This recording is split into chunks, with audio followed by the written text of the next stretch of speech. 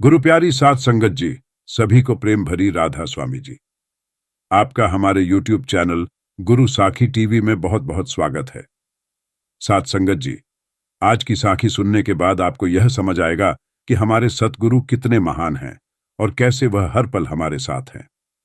आप सभी से विनती है कि साखी को अंत तक अवश्य सुनें और यदि अच्छी लगे तो कमेंट में राधा स्वामी अवश्य लिखें। यह कहानी एक सत्संगी परिवार की है। इस परिवार के सभी सदस्य बहुत सेवा और सिमरन करते थे। परिवार के मुखिया और उनकी पत्नी पेशे से डॉक्टर थे और उनकी 2 संतानें थीं। उनका बेटा, जिसकी शादी हो चुकी थी, और एक छोटी बेटी थी। बेटा और बेटी दोनों ही बहुत सेवा और सिमरन करते थे।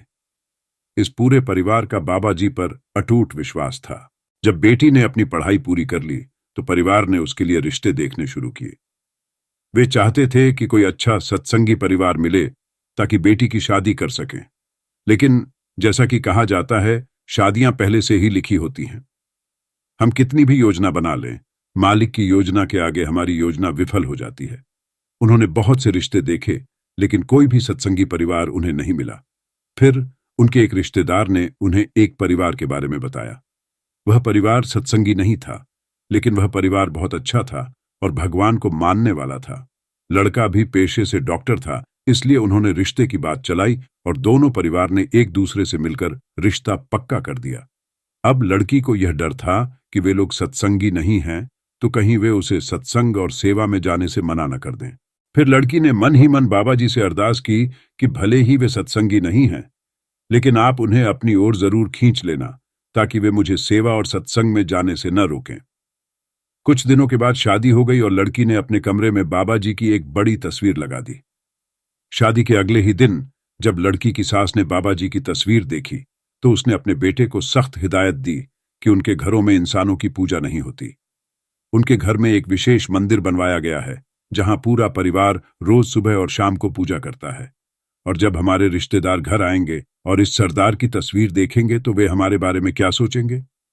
यह कहते हुए उसने बाबा जी की तस्वीर को वहां से हटा दिया और लड़की से कह दिया कि यह तस्वीर वापस अपने मायके भेज दो, यहां इसकी कोई जरूरत नहीं है। नई नई शादी होने के कारण लड़की ने चुपचाप अपनी सास की बात मान ली और बाबा जी की बड़ी तस्वीर को वापस मायके भेज दिया। उसने एक छोटी सी तस्वीर अपने बेड के पास टेबल पर रख दी और टेबल की दराज में बाबा जी के प्रसाद का पैकेट रख दिया। जैसा कि हम सब अक्सर बाबा जी के प्रसाद के 2 दाने रोज खाते हैं, वैसे ही लड़की ने भी 2 दाने खुद और 2 दाने अपने पति को खिलाने शुरू कर दिए। कुछ दिनों बाद लड़की की सास ने अपने बेटे को दराज से प्रसाद निकालते देखा तो उसने पूछा, यह क्या है जो तू रोज खाता है? लड़के ने जवाब दिया, पता नहीं मम्मी, ये शायद कहीं का प्रसाद है जो आपकी बहू मुझे रोज देती है और खुद भी खाती है। यह सुनकर सास को गुस्सा आ गया और उसने उसी समय लड़की को बुलाया और कहा, यह क्या तुम मेरे बेटे पर टोना टोटका कर रही हो? क्या मिलाया है इस मिश्री में तूने? लड़की की सास ने गुस्से से पूछा। लड़की ने जवाब दिया, मम्मी जी, यह हमारे सतगुरु का प्रसाद है और मैं इसे हमेशा से खाती आ रही हूं। सास ने गुस्से से कहा, अगर यह सब खाना है तो खुद खा, मेरे बेटे को खिलाने की जरूरत नहीं है। यह कहकर सास वहां से चली गई। लड़की की सास के ऐसे बर्ताव के कारण ही इस परिवार की अपने पड़ोस में रहने वाले एक परिवार से लंबे समय से नोकझोंक चल रही थी।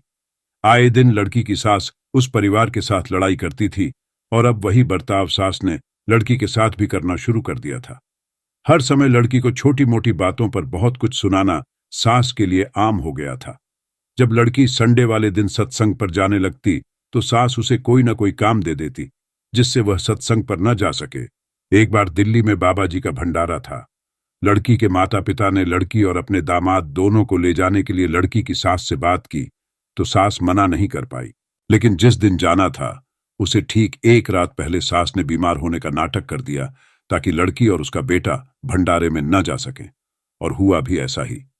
जब लड़के ने देखा कि उसकी मां की तबीयत अचानक बिगड़ गई है तो उसने भंडारे में जाने का इरादा छोड़ दिया।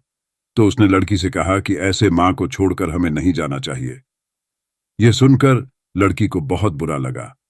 वह समझ रही थी कि यह सब उसकी सास ने जानबूझकर किया है। जैसे ही भंडारे का दिन गुजर गया, शाम होते ही लड़की की सास एकदम ठीक हो गई। रात में जब लड़की सोई तो उसकी आंखों में अपने सदगुरु से न मिल पाने के कारण आंसू थे। नम आंखों से उसने बाबा जी से अरदास की, हे मेरे सच्चे पातशाह, कुछ भी करके या तो इन लोगों को अपनी ओर खींच लो या फिर मुझे अपने पास बुला लो। ऐसे तो मैं जी नहीं पाऊंगी। संगत जी, जब कोई सदगुरु का प्यारा सदगुरु से अरदास करता है तो सदगुरु उसके वचनों को हर हाल में जरूर पूरा करते हैं। कुछ दिन बाद उनके पड़ोस में रहने वाले उस परिवार ने लड़की की सास पर काला जादू करवा दिया। अब जब भी लड़की की सास रात को सोती, उसे अजीब अजीब आवाजें सुनाई देने लगीं और वह डर जाती। ऐसा हर रोज होने लगा और इस डर के कारण सास की नींद बहुत कम होती गई। ये आवाजें सास के अलावा घर के किसी और सदस्य को नहीं सुनाई देती थीं। अब ऐसे माहौल में किसी का भी दिमाग खराब होने लगेगा। धीरे धीरे उसकी सांस की यह समस्या और बढ़ती गई और अब उसे आवाजों के साथ साथ कमरे में एक दिया भी हवा में चलता हुआ दिखाई देने लगा। इससे वह और ज्यादा डरने लगी और पूरी पूरी रात बैठकर ही गुजारने लगी और नींद की गोलियां खाने लगी।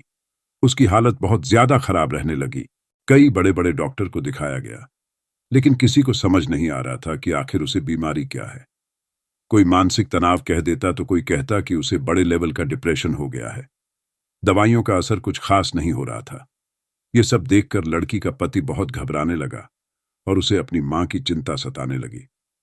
जब घर के हालात बहुत बुरे हो गए तो एक दिन डरते हुए लड़की ने अपने पति और सास से पूछा, अगर मैं आपको कुछ करने को बोलूं तो क्या आप कुछ दिन के लिए वह काम कर सकते हो? सास ने कहा, जब सारे जहान के डॉक्टर मुझे ठीक नहीं कर पाए तो तू क्या कर लेगी? लड़की ने कहा, मुझे पूरा विश्वास है कि मेरे सतगुरु इस समस्या का समाधान कर सकते हैं। लड़की ने कहा, आपको मेरे साथ हमारे सत्संग घर चलना होगा। वहां जाकर हर रोज थोड़ी बहुत सेवा करनी होगी और बाबा जी का प्रसाद के 2 दाने हर रोज खाने होंगे। आप यकीन मानिए, कुछ ही दिनों में आप एकदम ठीक हो जाएंगे। लेकिन आपको यह सब निष्काम भाव से और पूरे विश्वास से करना होगा। मन में जरा सा भी संदेह नहीं रखना। लड़की का पति भी अपनी मां को समझाने लगा, जब इतना कुछ करके देख लिया है तो यह भी करके देख लो। सास मान गई और लड़की के साथ सत्संग घर जाने लगी। वहां जाकर वह पौधों में पानी देने और साफ सफाई करने की सेवा करने लगी और रोज प्रसाद खाने लगी। सेवा करते हुए सास को अपने अंदर एक बदलाव सा महसूस होने लगा। घर में जो अजीब आवाजें आती थीं वे बंद हो गईं। अब उसे ना तो नींद की गोलियां लेने की जरूरत पड़ती और ना ही रात को बैठकर गुजारने की। सास ने खुद में काफी सकारात्मक बदलाव देखे और सेवा का ऐसा असर हुआ कि एक दिन जब लड़की की तबीयत थोड़ी खराब थी, सास अकेले ही सत्संग घर जाकर सेवा करने लगी। यह सब देखकर लड़की बहुत खुश हुई। फिर एक दिन जब लड़की कहीं बाहर से घर लौटी तो उसने देखा कि बाबा जी की एक बहुत बड़ी फोटो घर के ड्राइंग रूम की दीवार पर लगी हुई थी। इस दृश्य को देखकर उसकी खुशी का ठिकाना नहीं रहा, क्योंकि उसने देखा कि उसकी सास और पूरा परिवार अब सतगुरु के प्रति श्रद्धा और विश्वास से भरे हुए थे। यह सब देखकर लड़की को अपने सदगुरु पर गर्व हुआ और उसने उन्हें दिल से धन्यवाद दिया। यह देखकर लड़की बहुत खुश हुई। पीछे से उसकी सास कहने लगी, तेरे सदगुरु वाकई में बहुत ताकतवर हैं और ये फोटो अब हमेशा यहीं लगी रहेगी। अब यह सब लोग भी सत्संग पर जाने लगे और बाबा जी के भंडारे पर भी हमेशा जाने लगे। संगत जी, जब मालिक ने किसी को अपनी ओर लगाना होता है तो कोई ना कोई जरिया जरूर बनता है। मालिक ने इस परिवार को अपनी ओर लगाना था तो एक सत्संगी लड़की को इनके घर भेज दिया और लड़की की अरदास भी मालिक ने सुन ली। संगत जी, यह थी हमारी आज की साखी।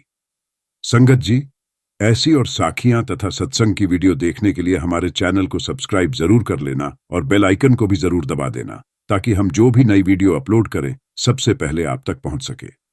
राधा स्वामी जी।